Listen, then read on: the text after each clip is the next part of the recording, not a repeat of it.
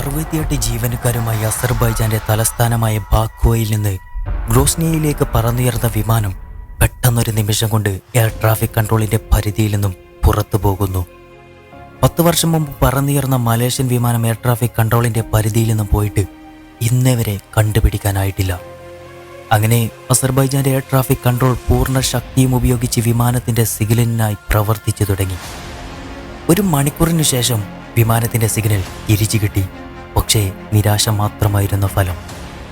അസർബൈജാനിൽ നിന്നും ഗ്രോസ്നിയയിലേക്ക് പറന്നു പോകേണ്ട വിമാനത്തിന് പോവേണ്ടിയിരുന്ന പൂർണ്ണ ലൊക്കേഷന് തെറ്റിച്ചായിരുന്നു വിമാനം നീങ്ങിക്കൊണ്ടിരുന്നത്.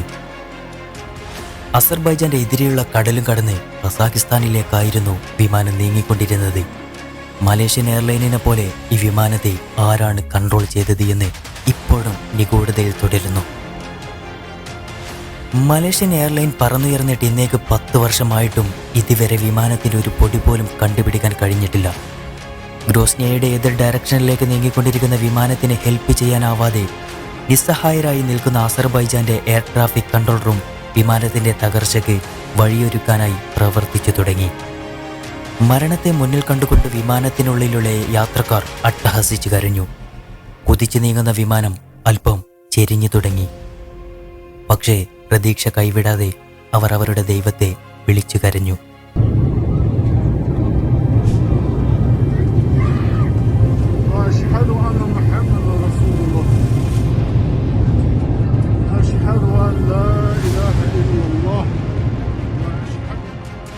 (2025) ന്യൂ ഇയർ ആഘോഷത്തിനായി ഒരുങ്ങിയ അവരെ കസാഖിസ്ഥാന്റെ മണ്ണ് മരണത്തിനായി മാടി വിളിച്ചുകൊണ്ടേയിരുന്നു.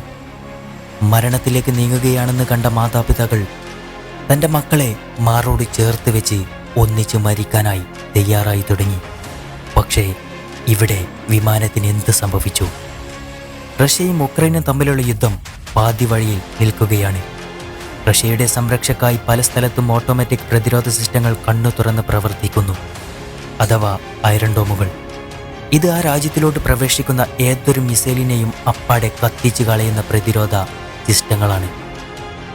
അങ്ങനെ അസർബൈജാനിൽ നിന്നും ഉയർന്ന് ഗ്രോസ്നിയയിലേക്ക് പോകേണ്ടിയിരുന്ന വിമാനം സിഗ്നൽ കിട്ടാതെ അസർബൈജാന്റെ എയർ ട്രാഫിക് കൺട്രോളിന്റെ പരിധിയിൽ നിന്നും എതിർദിശയിലേക്ക് പറന്നു നീങ്ങുമ്പോൾ മെഴിച്ചിമ്പാതെ കാത്തിരിക്കുന്ന ഓട്ടോമാറ്റിക് പ്രതിരോധ സിസ്റ്റങ്ങൾ ആ വിമാനത്തെ തകർക്കുകയായിരുന്നു എന്ന് വിമാനത്തിൽ പതിഞ്ഞ സ്ഫോടനത്തിന് സമാനമായ പാടുകൾ അപകടത്തിന്റെ കാരണം വ്യക്തമാക്കുന്നു. ആ വിമാനത്തിലുണ്ടായിരുന്ന 38 പേരും മരണത്തിന് കീഴടങ്ങി. 5 ജീവനക്കാരിൽ 4 പേരും ആ മരണത്തിലുണ്ടായിരുന്നു. ചരിത്രത്തെ തന്നെ അത്ഭുതപ്പെടുത്തിക്കൊണ്ട് കത്തിയെരിഞ്ഞ ആ വിമാനത്തിലുണ്ടായിരുന്ന 29 പേർ അത്ഭുതകരമായി രക്ഷപ്പെട്ടു. നിഗൂഢതകൾ ഏറെ നിറഞ്ഞ ഈ സംഭവത്തിന്റെ അന്വേഷണം കൂടുതൽ രാജ്യങ്ങളിലേക്ക് വ്യാപിച്ചുകൊണ്ടിരിക്കുന്നു. ആ വിമാനത്തിന് എന്താണ് സംഭവിച്ചത്? ഇതൊരു യുദ്ധത്തിന്റെ തുടക്കമാവാം. കാണാതെ പോയ പല വിമാനങ്ങളെയും ഇത്തരത്തിൽ ആക്രമിച്ചതാവുമോ? നിഗൂഢതകൾ ഏറെ നിറഞ്ഞ ഈ സംഭവം പല കേസുകളുടെയും തുടക്കമാവാം. തൊട്ടടുത്ത വീഡിയോ വരുന്നത് വരെ കാത്തിരിക്കൂ.